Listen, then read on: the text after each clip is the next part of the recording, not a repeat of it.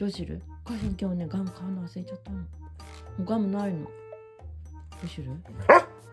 ないって言って怒ってるじゃん。これでもいい？ガムないから。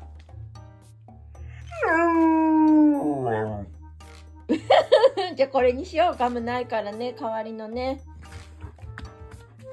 ガムそっくりなんだけど、これちょっと柔らかいの。だから一瞬で終わっちゃうかもしれないけど、一応噛んでよ、ちゃんと。これも噛んで。噛んでみて。柔らかいんだよ。硬いかな？ほら、カリって簡単に噛めちゃう。ね。ほら、はい。これ噛んで、一応噛んで。噛んで。